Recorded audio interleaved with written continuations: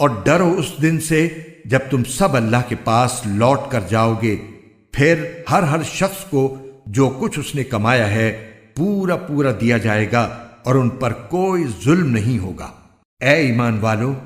جب تم کسی معین میعاد کے لیے ادھار کا کوئی معاملہ کرو تو اسے لکھ لیا کرو، اور تم میں سے جو شخص لکھنا جانتا ہو انصاف کے ساتھ تحریر لکھے، اور جو شخص لکھنا جانتا ہو لکھنے سے انکار نہ کرے۔ جب اللہ نے اسے یہ علم دیا ہے تو اسے لکھنا چاہیے، اور تحریر وہ شخص لکھوائے جس کے ذمے حق واجب ہو رہا ہو،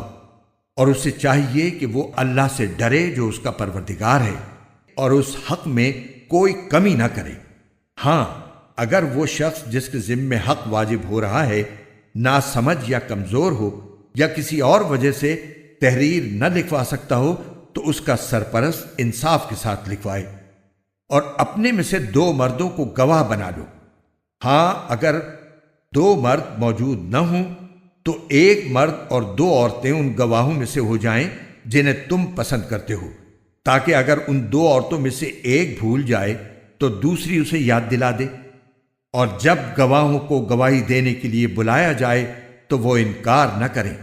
اور جو معاملہ اپنی میعاد سے وابستہ ہو، چاہے وہ چھوٹا ہو یا بڑا، اسے لکھنے سے اکتاؤ نہیں۔ یہ بات اللہ کے نزدیک زیادہ قرین انصاف اور گواہی کو درست رکھنے کا بہتر ذریعہ ہے، اور اس بات کی قریبی ضمانت ہے کہ تم آئندہ شک میں نہیں پڑو گے۔ ہاں، اگر تمہارے درمیان کوئی نقد لین دین کا سودا ہو تو اس کو نہ لکھنے میں تمہارے لیے کچھ حرج نہیں ہے، اور جب خرید و فروخت کرو تو گواہ بنا لیا کرو، اور نہ لکھنے والے کو کوئی تکلیف پہنچائی جائے نہ گواہ کو، اور اگر ایسا کرو گے تو یہ تمہاری طرف سے نافرمانی ہوگی۔ اور اللہ کا خوف دل میں رکھو، اللہ تمہیں تعلیم دیتا ہے اور اللہ ہر چیز کا علم رکھتا ہے۔